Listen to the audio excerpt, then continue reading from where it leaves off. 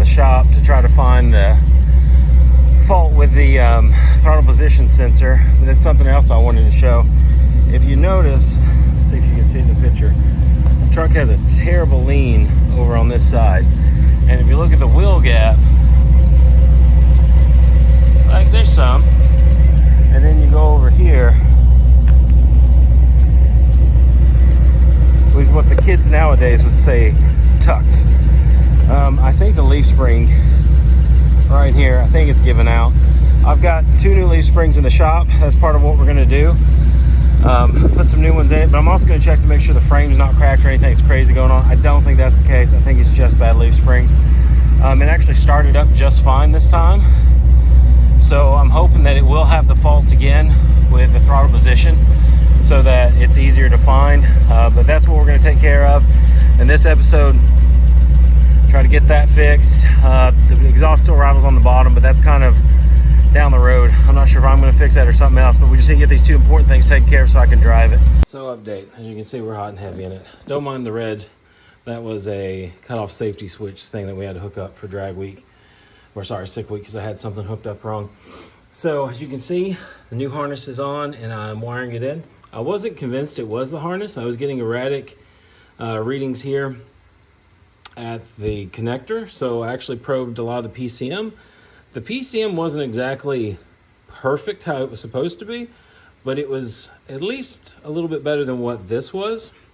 And in probing this one last time, the little sharp point of the probe, I just shoved it way in there to keep it from falling on the accessory drive when it was running, and then the whole truck just started running better. So 2 + 2 together for, I think, that connector. The old one, which I don't know where it is. Anyways, the old connector, because of the nitrous plate to move forward, you had to like kind of pull it up. I think it started pulling the pin out. So now I've got overly long pins here, or harness here, and that's going to fix that. On a side note, I think it's time to do a better standalone harness than this. I think it's time for all this to go to the trash. But I'm hoping this fixed it. Like I said, put that probe in, started getting a better reading, and then all of a sudden the whole truck ran better. So I think that's what's going on. The reason I soldered these in, these 3 right here, is I've used the little connectors, the little crimp connectors, and even the 3M. Sometimes they hook up well, sometimes they don't.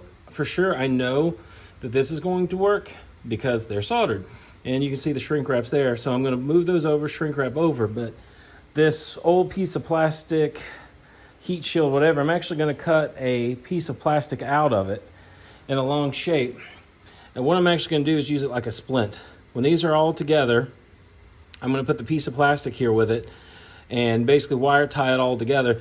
That way, because that's what will take out a solder joint, is trying to bend that, because it won't bend. It'll take out the wires on the other side of it. So hopefully with that splint in there, you can't bend this and it'll all stay solid. I think it'll work great, but that's what we're going to do to fix this. After this is fixed, we're going to take it out for a test drive and see if that fixes our problem. Our sensor issue in the front is fixed with the TPS, the throttle position sensor. It was in the harness, so truck runs great as far as that goes. Now it's on to fixing some more sick week issues that came up. Number 1, you see the paper towel around our fuel cell rollover vent. I hope you can hear that and see all the dust coming off. Florida had a lot of sand, a lot of grime. I was terrified of getting debris into the tank. So what I've done, went online, bought us just a simple filter to screw on the top of that, basically just to make sure we don't get or not as much dirt in the tank with the fuel. Now, second big problem, these tailgates on this truck use 2 rods. When you pull the thing, it pulls the rods in and lets the tailgate down. This truck's like 260,000 miles and they are worn out. So half the time you go to the gas station to open this thing to put gas in it, and I look like I'm a crazy person because I'm sitting here fighting with a tailgate to get it open. So that's what this is. This is a full rebuild kit for one of these tailgates. It's actually from a company called A1 Auto. If you look them up on YouTube, what they'll do is they'll sell a good quality product and then they'll make a video of it, which is extremely helpful. So I watched their video on this to get the quick lesson on what needs to be replaced and how to replace it, and this is the kit. Basically, it is the different hinges for one of these. It is the new straps that hold the tailgate in place. Another hinge. It's the plastic piece around the handle, which ours keeps kind of coming off because I think part of it's broken. Brand new rods. And last but not least, the actual mechanism that you pull up on. So your handle is actually here. There's two little plastic pieces that are here, and when you pull up, it pulls them in and releases these little locks on the side. So that's our next course of action. Get this rebuilt, get the sails vent on, and from there we're going to finish up the last part. All right, we got the tailgate off. First problem, put this roll pan on a long time ago. Didn't pay enough attention. Also, it lines up good where it's at, but as you can see, the bottom bolt hole is covered by this on both sides. I may cut this out once off. It is tack welded on the back here, so I'm going to pull off the screws and just try to gently persuade it down just so I can get to those bolt holes. If not, I may just cut a little angle in here. I don't think it's going to hurt anything, just so that we can get that off. But basically on the kit, you replace the joint on the truck and the joint on the tailgate as well. It does not come with these pieces, and it does not come with new bolts. I kind of wish it did come with new bolts because those things look a little ratchet, as you can tell. But like I said, the kit wasn't very expensive, so we'll go ahead and get those off and get it bent down. All right, got one of them out. It's very interesting. The new ones, which I approve of, got the smooth end, and these have somewhat of a rough, almost like there's a little lock in there, if you can see that. So you have to kind of hit them out with a hammer and then pop them out with this, and then they're free. But out with the old and with the new. I don't think this needs to be painted. I think this looks like it's got a coating on it. Keep it from rusting. There's not really any adjustability in them, so that's good. So they just go back from which they came. So heck yeah. So these bottom joints, or whatever you want to call it, socket, looks like they are actually welded. So obviously you have your bolt hole here, and this is where I've been trying to peel it up. But if you see, you've got like this big nasty, which obviously this truck has seen better days. So I think this is welded on for more security. When you look at these, the replacements, you obviously have the bolt hole right there, and then you have like this little indentation, and I think that's for welding on. Again, this is race truck, so I'm not worried about all of this, and we're on time crunches usually. So all I'm gonna do is beat this down and bolt it back in. Not the exact right way to do it, but if we paint this truck or start fixing everything else that's wrong with it at some point in the game, then obviously we'll replace these. But I am not in the mood on a Sunday at 1 o'clock in the morning to get the grinder out, get the welder out, and do all this, especially since this is not a problem with the tailgate. But just so you guys know, this part of the kit, this DBA 64722, have to grind off this and re-weld it. And obviously I imagine you put like a clamp here and we would re-weld this whole thing to give this some rigidity. And I mean, it would be nice to come through, smooth this with a grinder and weld the whole way and then smooth it back down. Like I said, way too nice to be doing it to this truck. So I'm just gonna hammer this down, put the bolt back in, and we're gonna keep on rolling. Let's see here where it's broke. See, you can get movement for one. Normally, it's these little plastic clamps that break off. We've actually got no movement over here. And that might, what it may actually be is the return spring for this. Well, might be something in this that's actually broken. Because if you see, that's not far out at all. But on this side, yeah, that's pretty far out. So, pretty positive that side's broken. So, I'm gonna take this off, see if I can't free that up, and hopefully get it fixed. If not, I'll probably order both of these ends just to have it replaced. Okay, rod is out. Pretty simple. Like I said, spring, this just fits in. One thing I don't like, this is some cheap foam. This is like a nice rubber piece, and it fits very snug. So what I may do is, see, I don't know if it'll bend over the tip is my problem. I don't like this at all. This is very chintzy. So honestly, maybe one of the situations, this rod's not rusted, it's not bent, I may just leave these rods, because what I'm afraid of is taking this off with as tightly as it fits, getting it over the end of this, I think it's gonna break it, especially because you gotta get it off twice. You gotta get it off this twice and then back around on this. And honestly, there doesn't look to be anything wrong with this rod at all.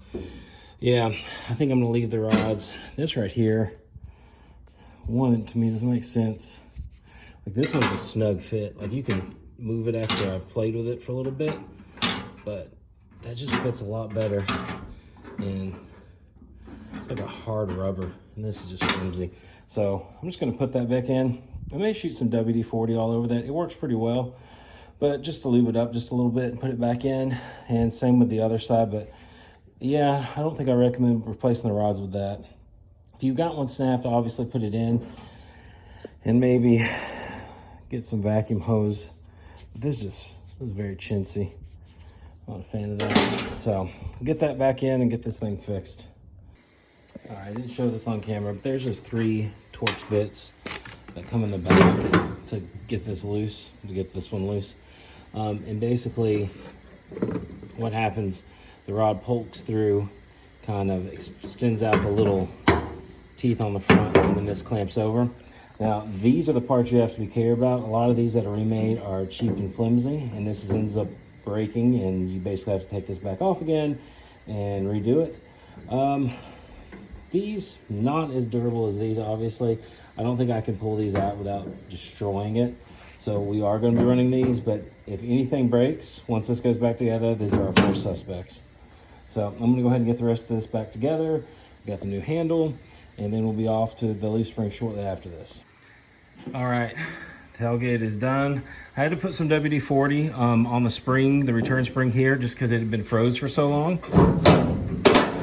But it is like butter, so much better. We'll see if those rods in there, those little plastic pieces are gonna last. One thing I will say, this little outer deal, I don't think these are reusable. They have like a hook style on the plastic, so once you punch them in, they're in. I think anytime you take these off, just about they'll break. So if you do have to replace the little plastic holders for the rods, I think you're just gonna have to buy another one. One thing I did notice though, I'm looking down, I'm doing the Torx, and I see something wrong. Can you see anything wrong? No, bolts look good. The thing looks tight. Why is that white behind that fitting? And that's a yellowish tinge. Well, we were leaking a little fuel.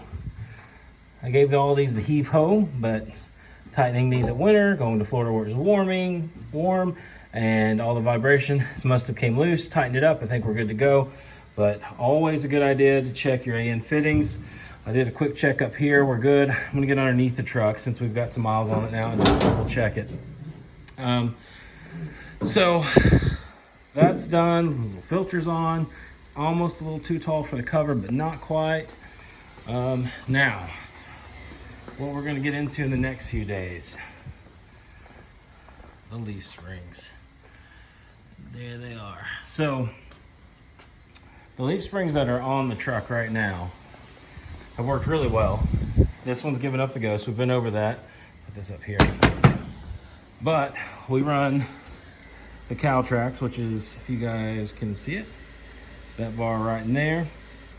And we don't run an overload leaf. So on the springs underneath the table, we're gonna have to unbolt the pack, take the overload leaf out, and then there's something that we're gonna do that the super stock Mopar guys have been doing forever.